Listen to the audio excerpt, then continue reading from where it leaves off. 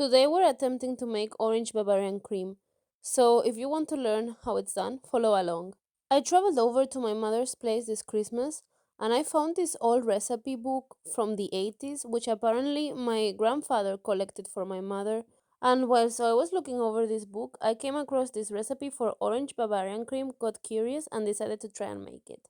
So, first, as you could see, I prepared some oranges by grinding their skin and then making them into juice. I then used this old measuring tool my mom has to measure up the right amount of sugar and separated the whites and yolks from a couple of eggs carefully. And whilst I do so, I'll let you know that I decided to do this very late on a public holiday, so I had to do whatever I could with the ingredients I had home, and therefore I substituted the lemons in the recipe for mandarins, and I also used very old expired gelatin, and you will see in the end that the texture was not the expected one, but it was anyway delicious.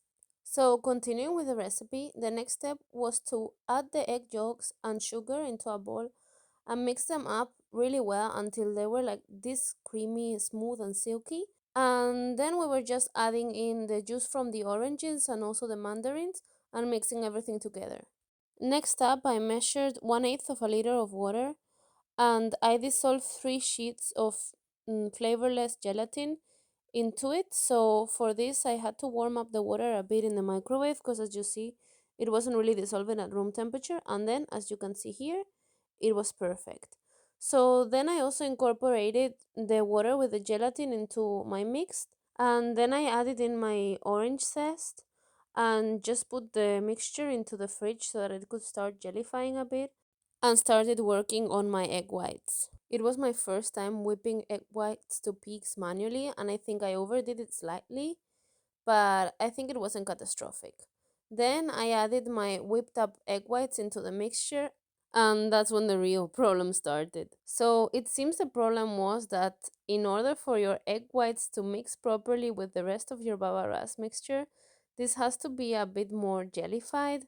And since my gelatin was expired, this just didn't happen. And I just kept having like this phase separation however much I tried to mix in. Although in the end I reduced it a lot, but I think I just also almost completely removed the air from the egg white peaks. After this failure, I let my Bavarian cream to set overnight in the fridge and it did thicken a bit, but as you see, it has a texture more similar to custard than to like the jelly that it should be like. But it was anyway delicious and we all enjoyed it. I hope you try it and enjoy it too. Bye! Thanks for watching!